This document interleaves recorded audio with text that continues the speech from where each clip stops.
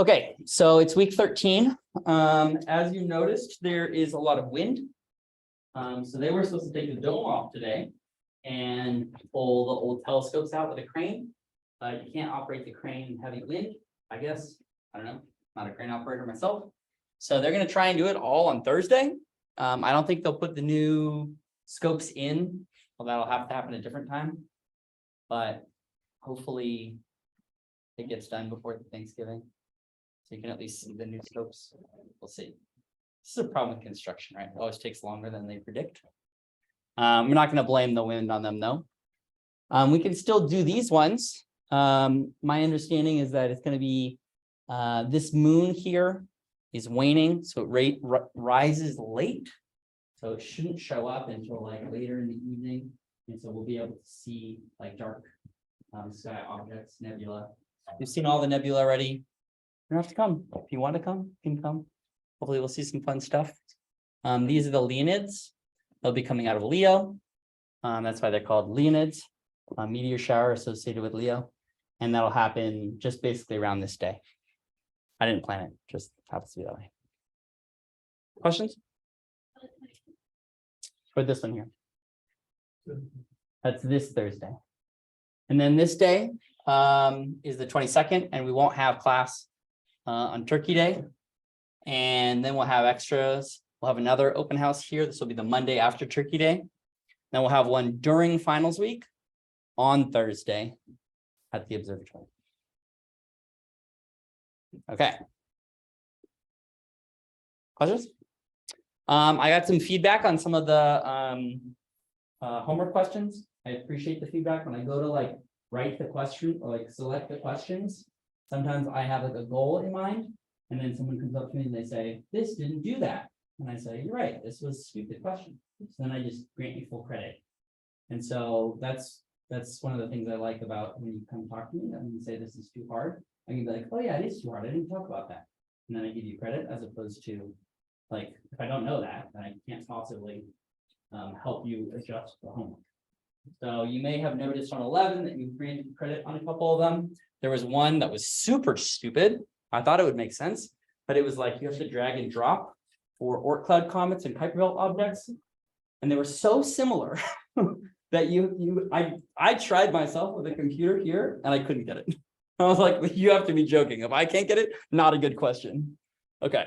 So yeah, in general, if you run into a problem on the homework like that, just either send me an email, send me a Slack message.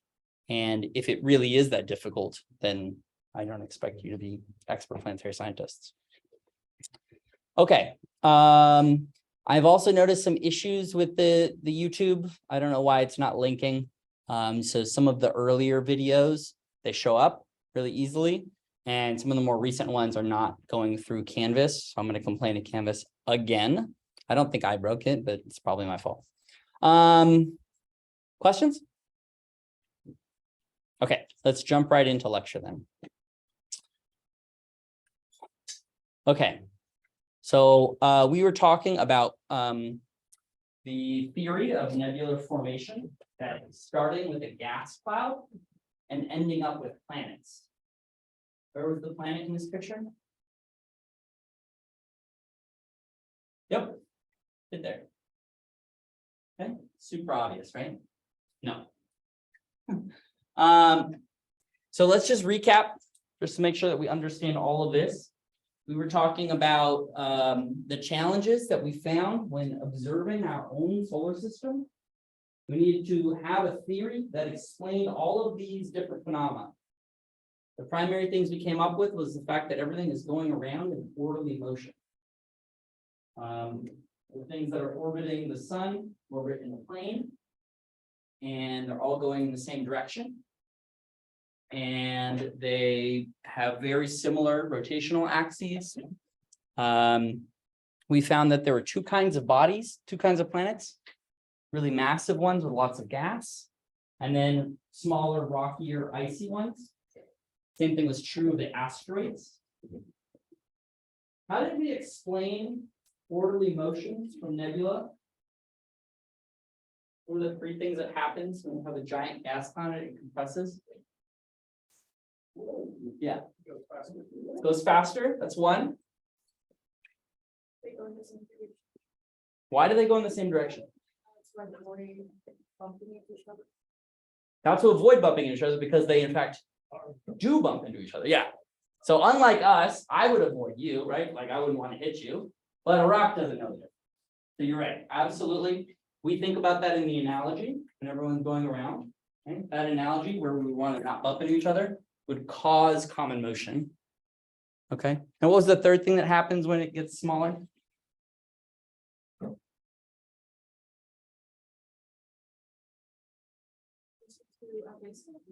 It turns into a disk. Good. So in the disk, that's where you get those common motions. But it got faster, it got something, and then it made common motions. Hotter. Let's recall that it gets really warm. Okay. Why do we have two types of plants?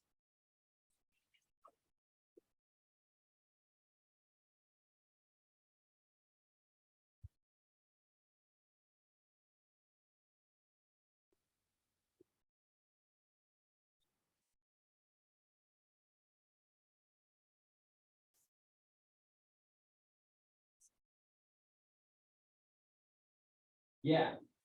So another way that I would say that is like if I was standing too close to a fire, I would be very warm. Maybe I have to take off my jacket. I'm standing far away from a fire. It's cold. I can keep my jacket on.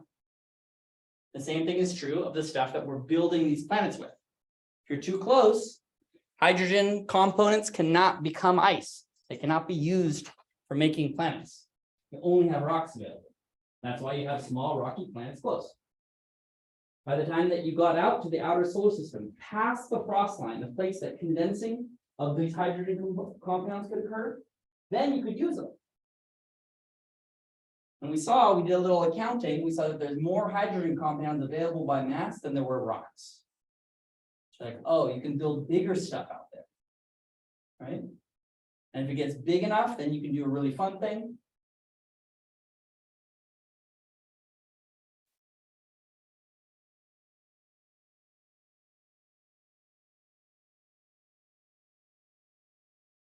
If you eat the gas. It's really important if you want to build Jupiter that you eat the gas. That take it before it disappears. Okay. That's how you got the two types of plants. Questions on that? Okay, two kinds of small bodies. Comets and asteroids. They come from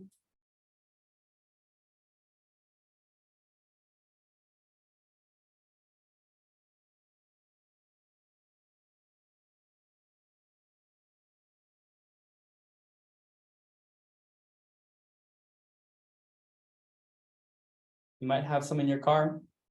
Yeah. Yeah, so that's where you get comets. Very good. Black. What's that? Black. Yeah. It's just leftover stuff? It's junk. That's correct. It's just leftover stuff. The analogy I like to make in my head, the trash you got in your room, it's got, anything that you left in your car that you were supposed to take out weeks ago. It's the stuff that you were making a table because it was COVID. You didn't have anything else to do. You're like, I'm going to make furniture. And you go and you're sawing, right? And you make this marginally okay table, but you're left with a bunch of sawdust. Okay? Asteroids and comets is that sawdust. The garbage, it's little pieces of wood that you didn't end up using. Okay? The junk. Now we've explained everything, right? We're really good. Yay for science.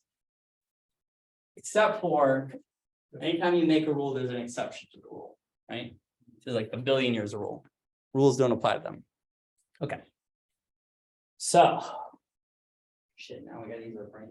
All right. Which characteristic of Earth is not explained by our formation theory so far?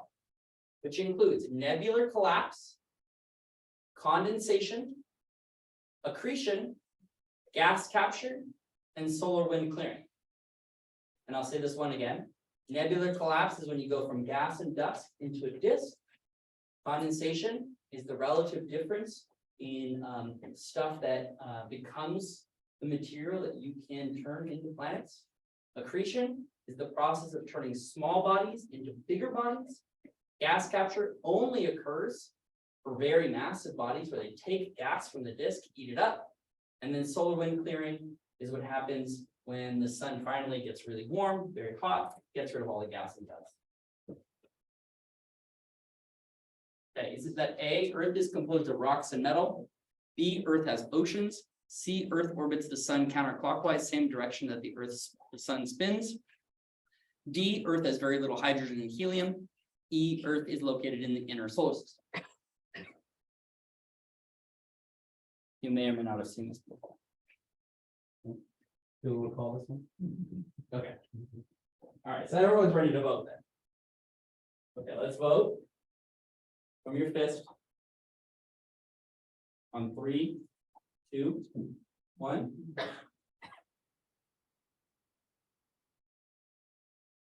Okay, it's unanimous. Of the people who voted. Earth has oceans. How did the Earth get oceans? What is, I didn't bring my water. What is the yummy water or coffee that we're drinking?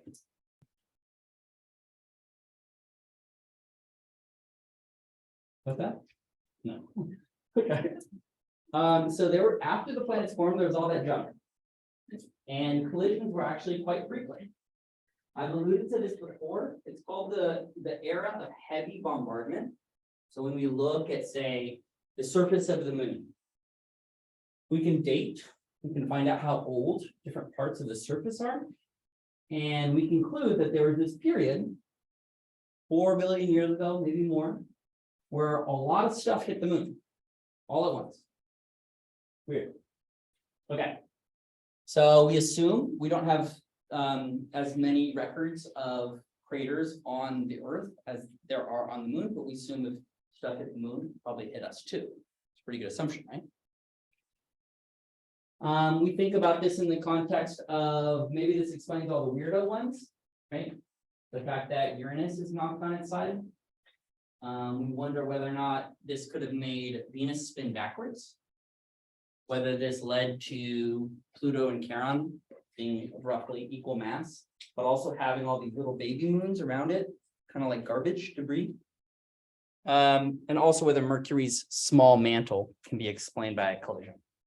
We kind of just throw it out there as like a catch-all. Okay, all of these things work, except for maybe if you have collisions. And so the question is, did the planets form at their current locations? When you think about this, you say, well, you just explained to me that giant planets form farther out, and terrestrial planets, small rocky planets, they form close. And that's probably true. But are they exactly at the same place as when they were formed? The answer is no. So interestingly enough, okay, this is a computer simulation. Just after the planets start to form, the gas has been moved away. And each one of these little dots is the original Kuiper belt. Okay, so that's all the leftover pieces of ice. And here I want you to see the different colors. This is Jupiter in red. This is Saturn in, I'm going to be bad at colors here, not the second to middle one. And then you have Uranus and Neptune. Okay. And I'm not going to tell you what order they're in. And in the first 100 million years of simulation, everyone's having a really good time. Then 850 million years into the simulation, you notice that the relative, I mean, it's kind of hard to tell at this scale here, but I promise you that the relative distances between those moons, planets has changed. And at exactly this point, 883 million years into the simulation of the solar system, all of a sudden you have chaos. Things go haywire. Okay. And you see these outer planets actually switch location. So this one out here, this lighter color, used to be interior.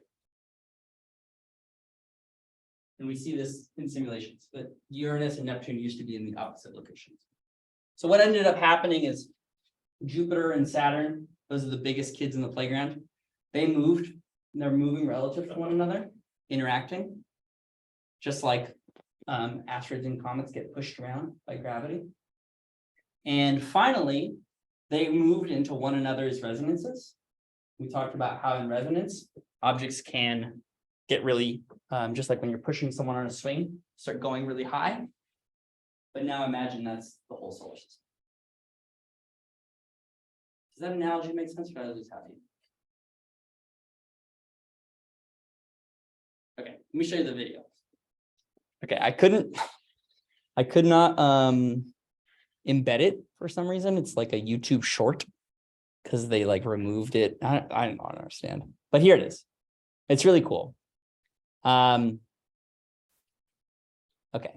so same simulation as before. So what they're doing is they're watching for millions of years. Computers running, not for actual millions of years, but for computer time, right? Calculations done quickly. And every single one of these is a real like object that they're tracking, exact location. And it's three-dimensional space, you're just projected from above. Everything's going around. And so this is going, you see these millions of years, orbits really end up looking like rings at that point. You're just going around so quickly, it would look like it's tracing out a circle. So that's what it's tracing out here. Does that make sense? And everything's going fine. Everything's going fine. Everything's going fine. You'll notice there's some wobbling out here. So these two, mostly not doing anything. But watch what happens to Saturn and Jupiter as we get closer to 800. Okay, everything's fine. Everything's fine. See if I can stop it at the right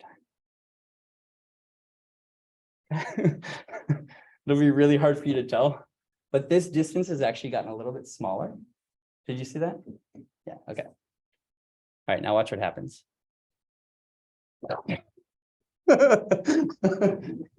It's so quick. The whole solar system becomes absolutely chaotic, right? I mean, living their best life, no one's worried, and then it's like a accident on the highway, and you're no longer able to live your normal. And as that happens too, you notice that, okay, this hasn't even settled down yet. This is right after, clicked as quickly as I could. Here, this is quite an elliptical orbit. Saturn doesn't even look circular right now. It will end up circular in a few seconds after it calms down again. And these two got pushed way out. Okay? They started much closer to the sun, and now they live a little bit farther out.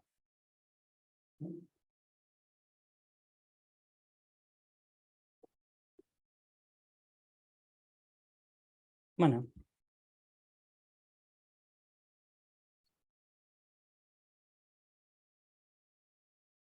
Maybe it doesn't go long enough. Saturn becomes more circular. That's the long and the short. Okay. It's called the Nice model. It's from a place in France called Nice. If you read that, it looks nice. Nice model, bro. Okay. Questions about this? So why the hell did I bring this up? Who cares? What does this have to do with anything? Can this explain anything? Okay, well, let's think about where we might be able to use this piece of information. We just talked about this thing. Oops, let's make this full screen. This period of late heavy bombardment. Okay, like a spike in the history of collisions. We saw a ton of collisions all at once. That could have been from the fact that Jupiter and Saturn were playing tug of war with the rest of the solar system, pushing all of these objects into the inner solar system. This also might help to explain why, hold on, why, for example, the captured moons of Mars look like this. They look like asteroids. They do not look like Io and Ganymede and Callisto, which all formed in a plane, orbit in a plane with Jupiter. They're kind of weird. We talked about that there were irregular satellites, right? Non-normal satellites, kind of orbiting in whatever direction they want to. Well, this is probably because they were scattered And they were scattered from this initial plane, everything in small, compactified, and they got scattered. And then they saw some nearby planet and said, I'm gonna go live with you now. Okay? So this explains sort of these weirdo orbits.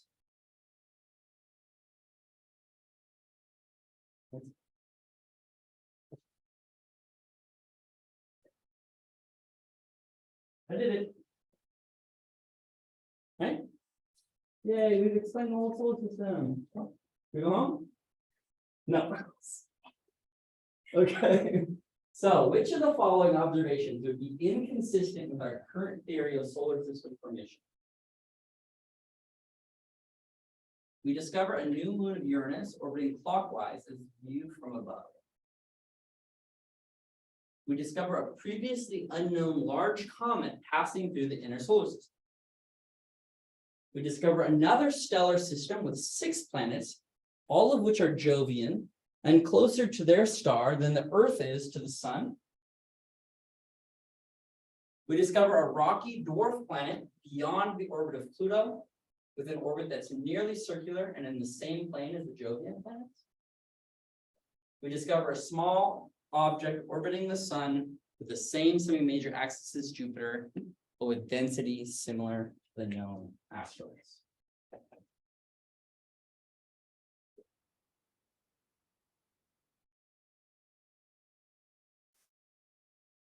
You get test question. Probably gonna remember lots of stuff.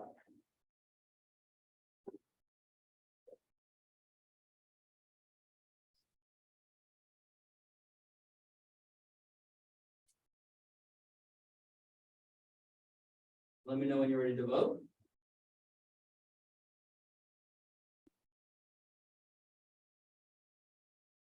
Vote on 3, 2, 1.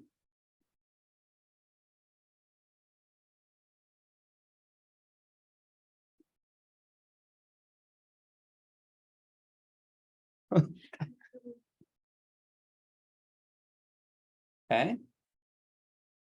I'm gonna ask someone close to you, see if you can convince them of your answer. I mean, I guess. Oh, you're right. Okay.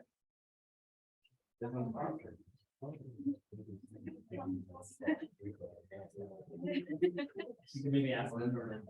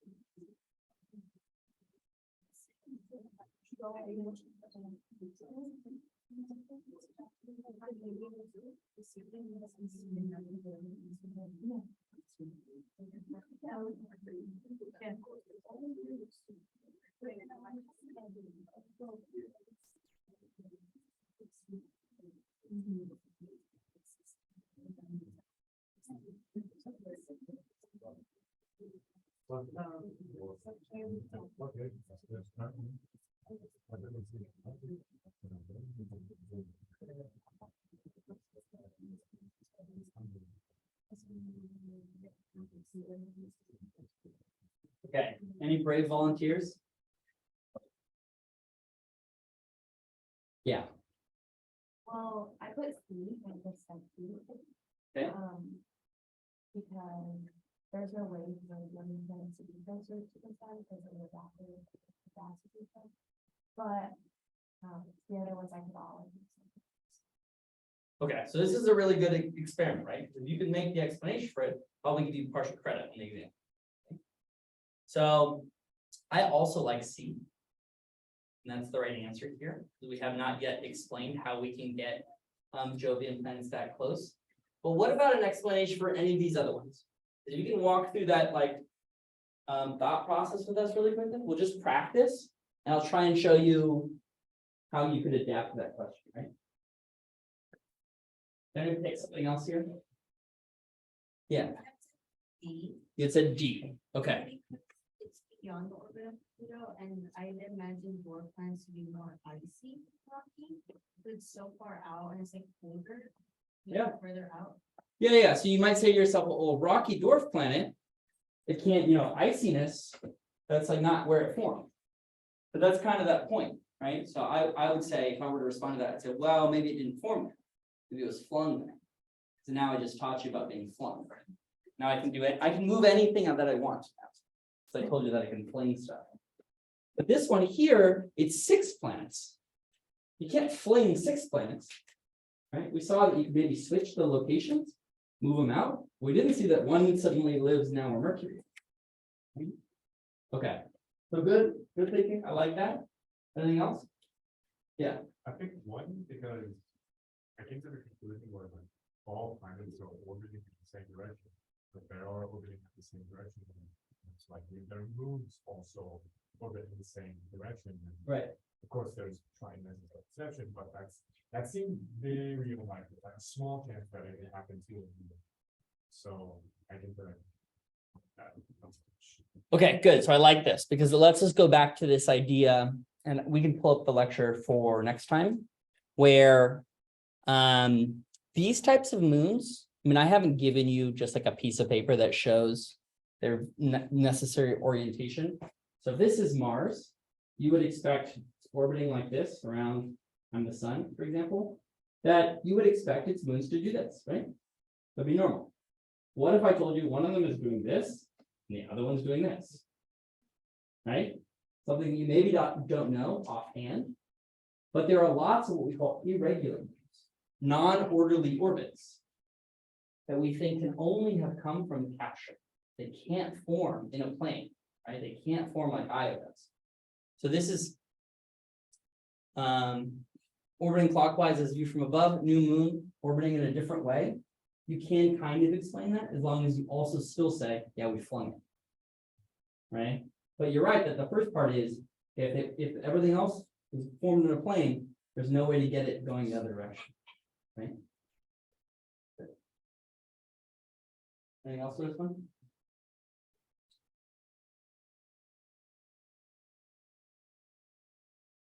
You don't like this one? Why not? This is the Trojans.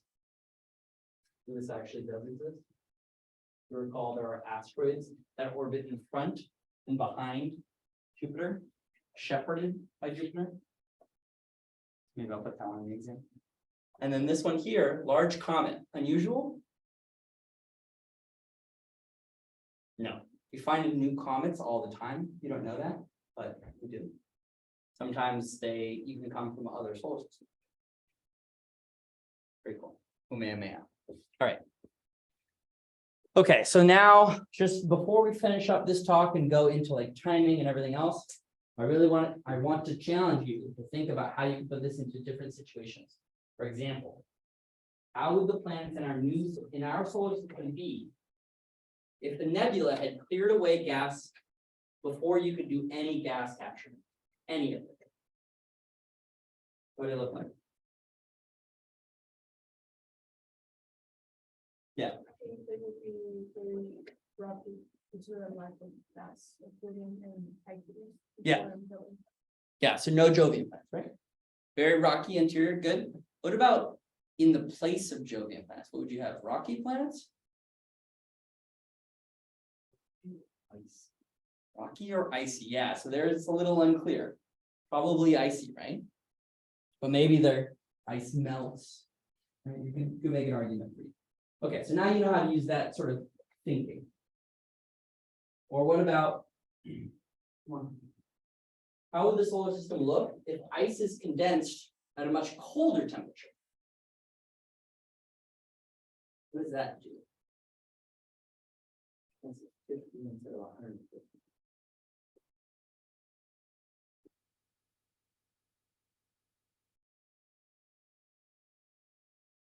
I want to even break this statement apart so I can understand it. So 50K is much colder. 50 is much colder than 150, yeah. My first thought is the star has to be for perhaps smaller, not having like needs the solar system, the house system is much faster. Mhm. I suppose. Yeah, so assuming I can't change the sun, like and I could maybe add a word there. Without changing the sun, how do the planets change if I change ICES from condensing at 150 to the smaller value of 50?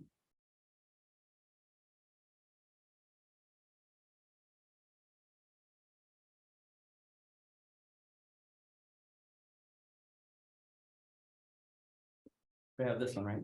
Most people remember this one. Okay, how does temperature change as I move away from the sun? Colder, colder, okay, good. So if I have to move farther to get ICES to condense, then where does the first gas giant start? Closer or farther? Farther. Okay, I did it. Also, most likely, most planets will be on the outer region and there'll be basically nothing. Just rocky stuff in the inside, right? Okay. Or can we stop? I just want to listen. Okay. How would planets in the solar system be different if the whole solar nebula had cooled below the condensation temperature of hydrogen compounds before solar wind started?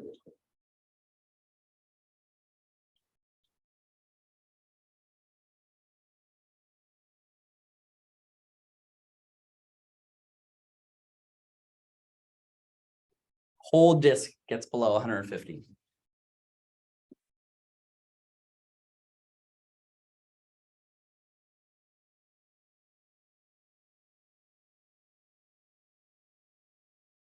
Not hot, close to the sun.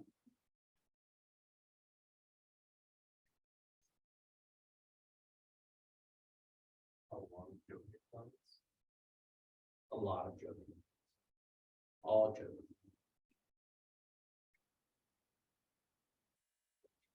It wouldn't be. Even, but it won't be. Even some hopeful. I don't have enough hydrogen compounds. If I got hydrogen compounds, I can make Jovian planets. As long as there's still gas. At least for the level of detail that we care about in this class.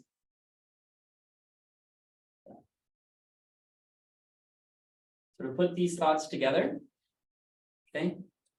You got to put these giant planets together quickly before the gas disappears. If I play with the time of how long it takes the gas to disappear, I won't be able to form Jovian planets, right? Or I might be able to form them. Let's say I never get rid of the gas, then you have infinite time, you get lots of them. Okay, those are the extremes. If you change the condensation temperature of the ICES, the disk is too hot, the disk is too cold. That changes where the Jovian planets form. Okay? If the whole thing is cool, plenty of hydrogen compounds, then you expect lots of Jovian.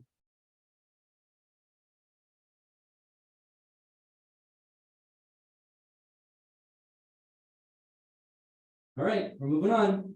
That's it. No more questions. So when did this all happen?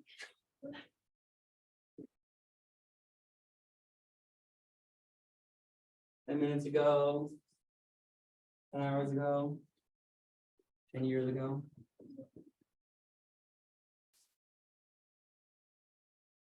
How old is the solar system?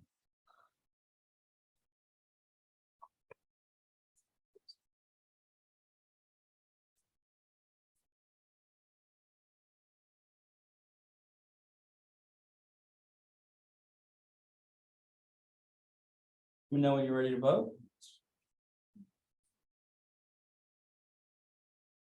Vote on 3, 2, 1.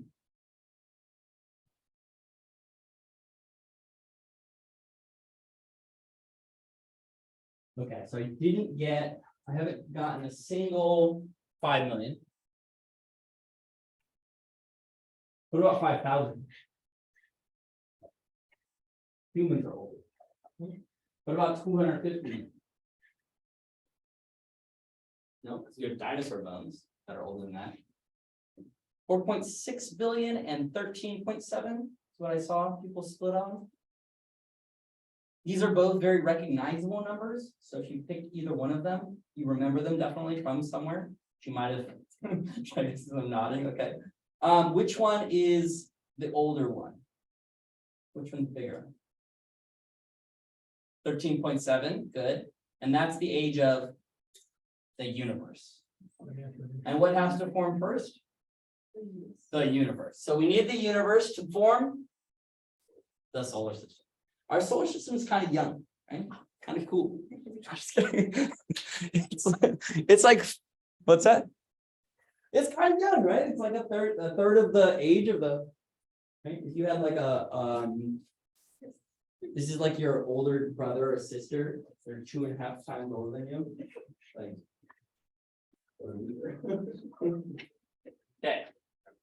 So this is all happening about 4.6 billion years ago. The nebula collapses.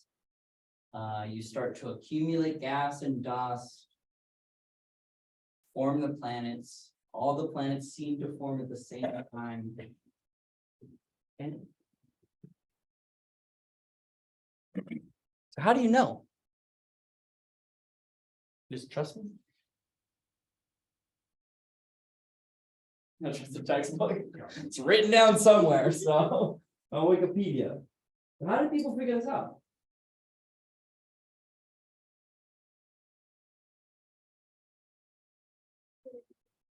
Rocks. Yeah. The oldest thing in the solar system are rocks. Kind of cool. So these things here are called meteorites. These are meteorites, so they're stuff that comes from outer space. And these objects here, like this object Allende, has little pieces of rock inside of its rock. It's a smaller rock. And if you look inside of these little pieces of rock, the oldest piece of rock you find in any of this rock is 4.567 billion years old. You can always find younger rock. You can't find older rock. Why is that? Yeah. Okay. How do you know that it's that whole? I'll show you in a second. That's a very good question. I love that question. How do you know just by looking at it? Now I can't just look at it and be like, oh yeah, it looks 2.5 billion years old. No, what I can do though is I can do something called I can carbon date this area, or I can use radioactive. I'm not gonna be able to do this. I'll show you on the next slide.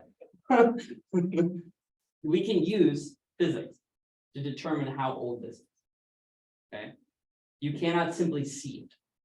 You have to send it to a lab. Okay, but my point here is that when you look at meteorites, the oldest things that we can find in our solar system, we only find a maximum age. We never find anything older. We find a lot of stuff younger.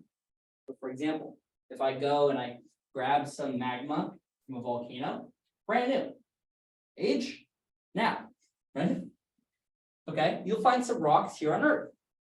So stuff that you'll find that's really old, like 2 billion years old. Wow, crazy rock.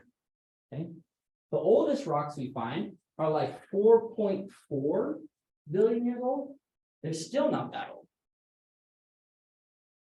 Because probably the surface of the Earth was magma for a really long time. It's really hot, all the rocks melted. So all of the, like we can't really call these things rocks because when they're lava, they're not rocks. Right? Okay. And the way that we know about this is through something called radioactive decay. Now, radioactive decay is the dangerous part of the banana. Heard this before? No, good.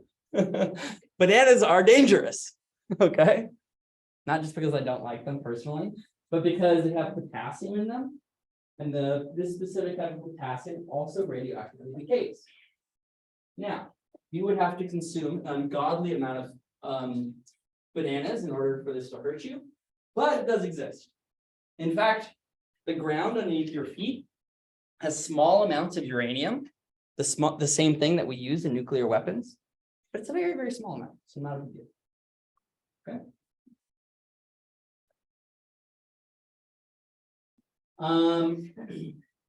So meteorites contain decay products. We'll talk about what those mean in a few seconds. Of an isotope of iron that only exists in exploding stars.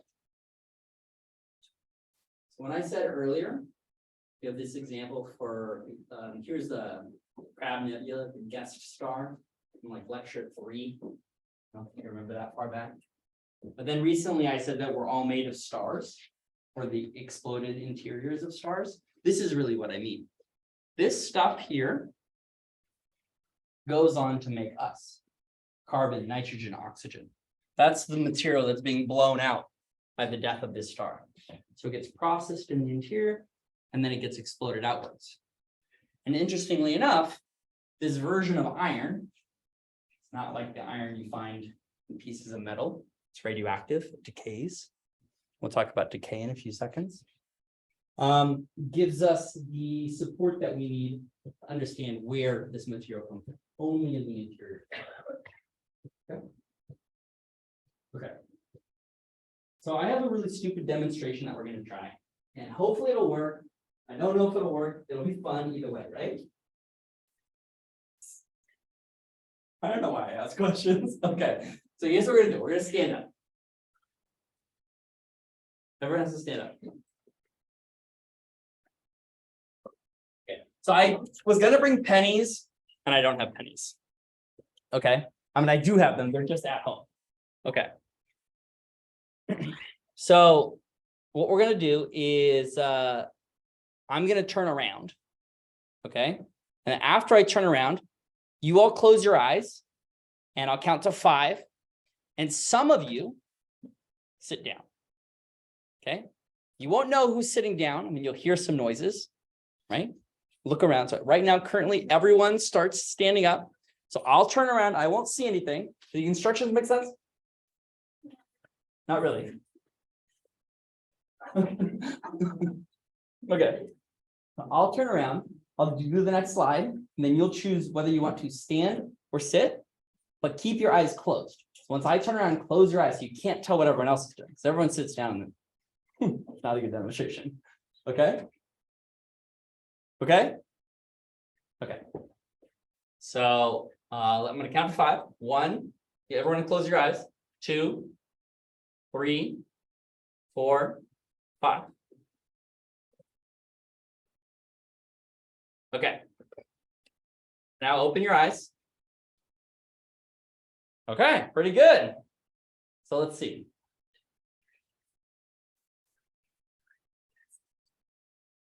Oh, interesting. Okay. A little bit less than half of you sat down.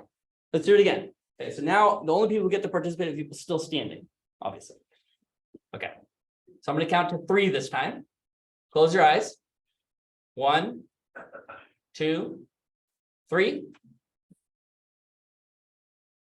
Okay. All right. All right, you can open your eyes. Sorry, when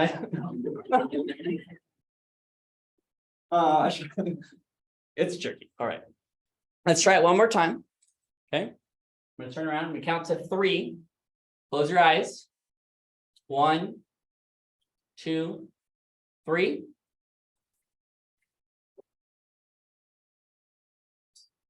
Okay. I'm turning around. Open your eyes. All right. We got still a few standers. This is pretty good. Pretty good. Okay. What am I doing in this whole process? Don't know yet. We don't know yet. But see, we still have some standers. Lots of people who sat down. Lots of people who sat down. In the first time that we did this, about half of everyone sat down. Okay, you can all sit down now. Okay. In the second time that we did that, a little bit less than half of who was remaining also sat down. Okay. So this is not going to be really good math. You can kind of follow what I'm trying to say here. In the first time that we turned around, half of the people randomly chose to sit down. The second time that I checked, half of that half had sat down. And therefore, I only had a quarter of what I originally started with. Okay. And then again, half of who was left basically chose to set down. And every time that I check, I only have about half of what I started with since the last time I checked. This is called the half-life. Okay? How long does it take for half of an object to become another object? Now, in our circumstance, you were standing students to sitting students. But in practice, this is potassium inside of a banana becoming argon. Okay? So it's literally one element becoming another element. And usually getting rid of some energy, which is what is dangerous. Okay? So this is why we don't surround ourselves with bananas while we sleep. Say no, we don't do that. Okay. So this is how we date stuff. We assume that everyone started with the same amount of material. So you were all standing. Same number of atoms. And I'm going to assume that you were all potassium atoms. 100% potassium atoms. The first time I checked, half of you had turned into argon atoms, the sitting students. Right? Now, once you're argon, you're chilling. You're not even participating in anything. Just like sitting. Okay. And then after I checked again, half of those people who were standing were sitting. They also became argon. So the population of argon kept going up, population of potassium kept going down. Right? And I didn't do this until everyone sat down, but I tried my best. Does that make sense? This is a property of certain elements. Not every element does this, only very specific ones. Potassium, argon, specific one. Okay, plutonium, specific ones. If everything did this, we'd be in a lot of trouble. Then everything would be radioactive when we do that. Okay. Question? What about uranium? Yeah, that. Well, certain types of uranium are worse than others. Everything kind of does this, right? Like a proton eventually will do this, but it's like longer than the age of the universe, so it's not really meaningful. How do you know the age of the universe based on what do you? So we can't use rocks. We can't use rocks. So that's a very good question. How the hell do I know that 13.7? That's a whole different class. That seems like a cop-out answer, but I promise you, you would have to then understand first how stars work, and then how galaxies work, and then how space itself works, like the space in between us. And most importantly, something called Big Bang, which is like the idea of where the universe itself came from and the evidence that we have for that. So this is not a bad question, because as I said earlier, rocks, what's the oldest rock we have approximately? 4.5, yeah. Can't possibly be rocks. Okay, maybe I'll put that on the exam too. Yeah. So how many bananas is the earth?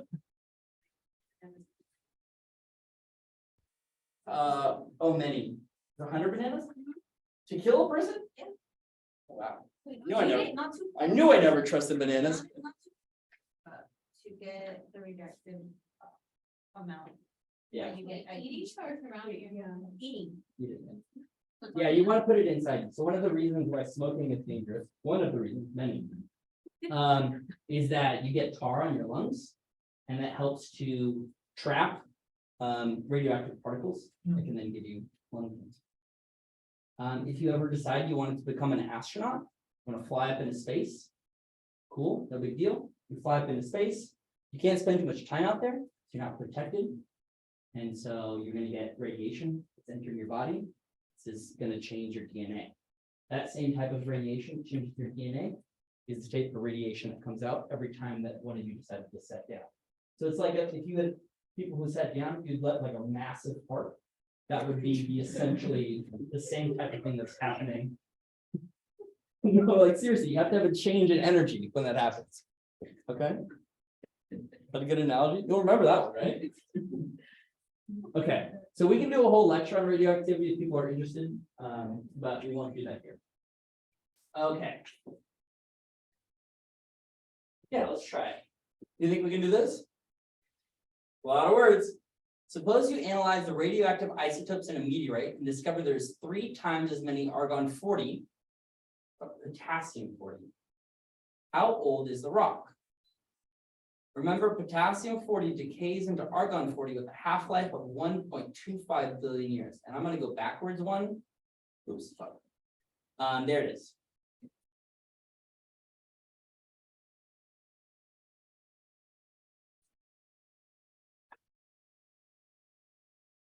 Okay.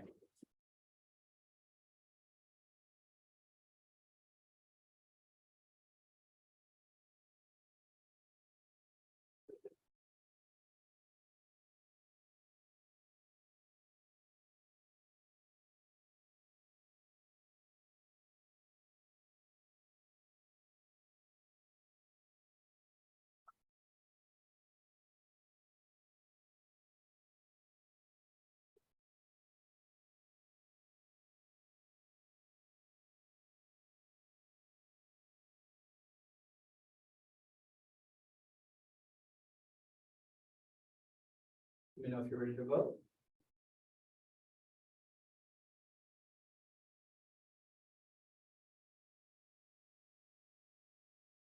Let's vote on 3, 2, 1.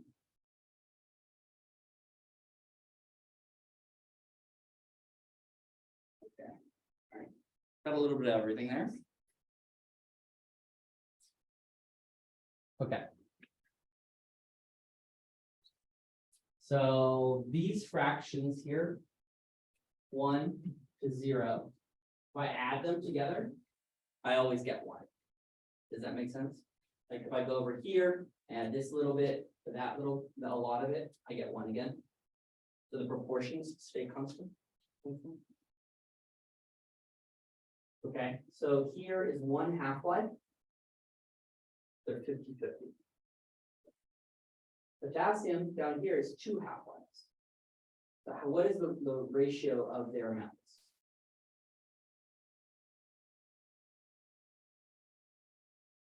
It's a half of a half. 1/4. Good. So 1/4 is how much potassium I have at 2 half-lives. How much do I have after 3 half-lives? A half of that, an 8. Right? Okay. An 8. The process makes sense? Reading this graph, your worst nightmare. Okay. Couple. Okay, this won't be. So the way we want to think about this is we're saying you discover there's 3 times as much argon as there is potassium. The 3 parts argon to 1 part potassium is where on the graph?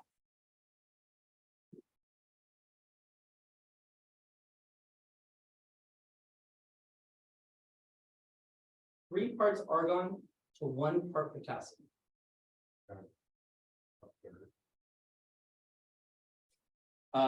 3 parts to 1 part. So imagine if there's 4 students standing and 3 of you have already sat down. So one will have 3 times as much as the other.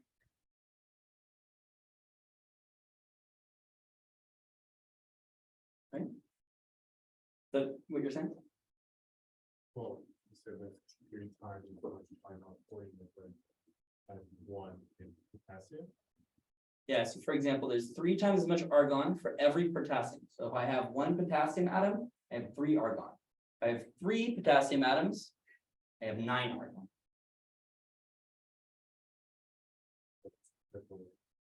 Yeah. So I go back here. Here, this was how much of what I started with? If I read it off. 1/4. Okay, 1/4. And what is this number? 3/4. So at this time right here, at 2 half-lives, I have 3 times as many argon atoms as I do potassium atoms.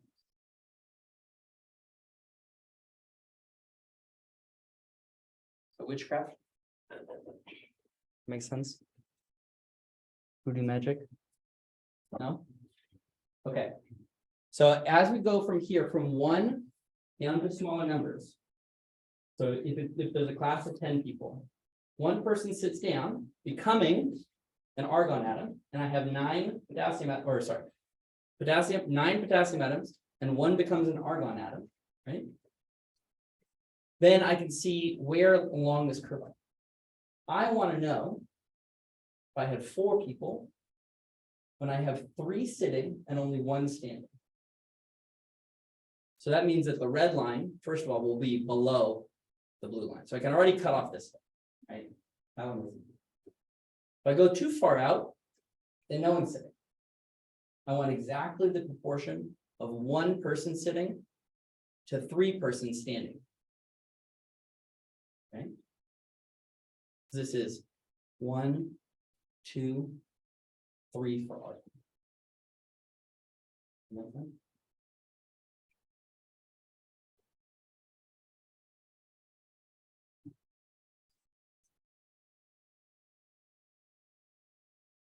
So it's how many years after?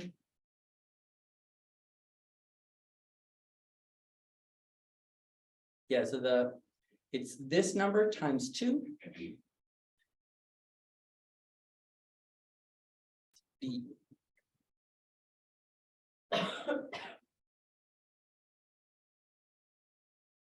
Okay, that's not gonna be on the exam. I'm not gonna show you that. Okay. You want to see it? No. Okay. All right, so what do we need to look at to date the age of the solar system?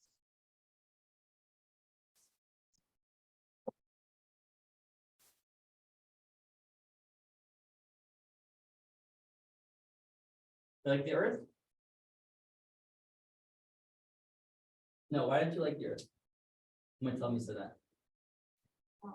It's compared to the whole solar system, it's relatively young. So this is after its impact for the moon. So the moon and one were different. And it makes more sense to use small solar system arrays because they're like left over from like the initial formation of the solar system. So very good answer. I do like this answer. I like this answer, one, because you talked about the Earth being young. That's remembering week 4, week 5, but the surface itself has erosive features. It has like magma that's coming out in the form of lava plains. So good. Then you pointed out the fact that the moon itself was formed from the Earth. So they formed after. So can't use either of these. And so let's think about those. And that's correct. Okay. We said that. What are the oldest solar system rock? Did I do this wrong? Yeah, that was sick. Okay. These things are the oldest Earth rocks. They're called zircons, and they're really pretty. What? Yeah, they're like these little crystal things. They're found in the oldest rocks in the world, I believe, are found in I forget the name of the desert. There's a desert in Australia where they find these zircons. So Australia is like the oldest continent, and it's just been sitting out there doing nothing for the rest of, Earth's history. And this material, you go and you look and you find these little pieces of the oldest rocks in the solar system. They are 4.4 billion years old. So that's still not as old as 4.57. We went here. This is a real picture. You see that as a person? Oh. Yeah. It looks like it's one of these like images from a rover. No, that's a human being picking up rocks. Why did we go to the moon? For shits and gigs? Well, yes, to piss off the Soviets, but also to pick up rocks. But we had to pick up as many rocks as we could. We drove around in these little buggies, and like grabbed as many rocks because we wanted to take them home and figure out how many, for example, potassiums had turned into argons. You can do that with the rocks in the moon. So we looked in different areas. We grabbed those rocks and we did that little experiment to those rocks. Turns out, pretty similar age. Slightly older in certain places, 4.5, but not by a lot. Okay. So you say, okay, well, SOL still, And it turns out that the meteorites are the oldest. Okay, this one's kind of cool. It's got a the exterior is melted. So if you get into it, you feel like, can you look inside? Have a picture? No. All right. So that's the age of the solar system. About 1%. You may have seen me write 4.56. That's within the 1 point. Accuracy, right? That's okay. Is it a giant red rock from in Australia? Giant. This one? Yeah, so I was looking at, I got curious and says known as the iron. Ayers Rock. Yeah, Ayers Rock. So people may know it as Uluru, but it's yeah. It's a sacred rock to the Aboriginal people of Australia. It's the big one where it's flat and then you see like a giant rock for no reason. Like what? You can. I don't think it's actually that rock itself, but they find them near that area. So that's where you find the oldest rocks in the world. These ones you find everywhere, except not in the lava plains, because lava plains are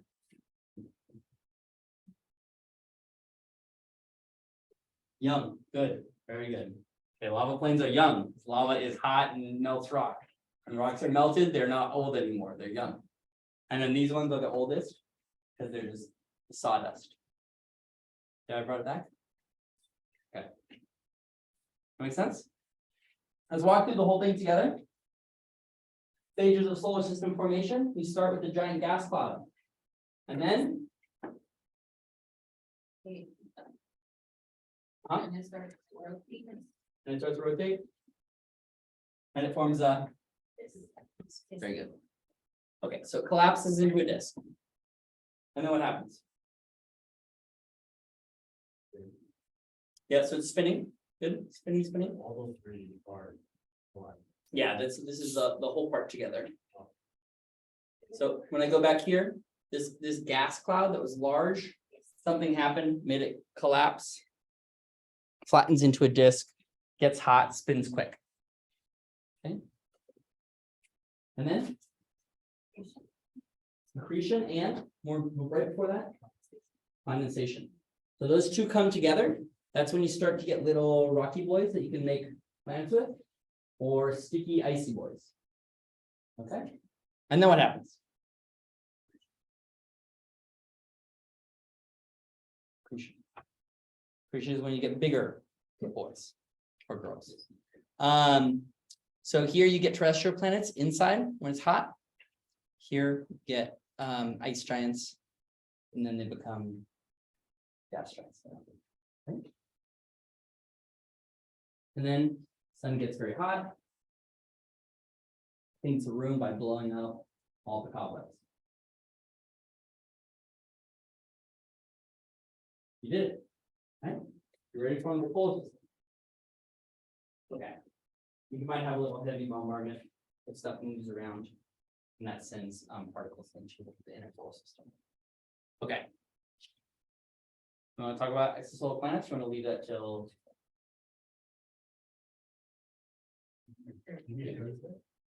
let's say. Oh.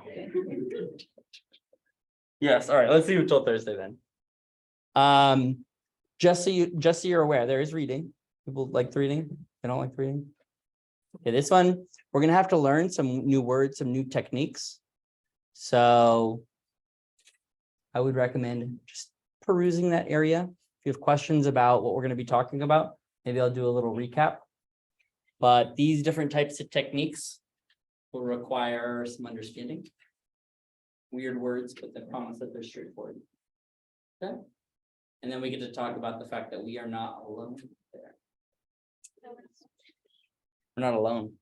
There are other planets in the universe, not solar system. I mean, we already knew that. Okay, cool. Okay, thanks, folks.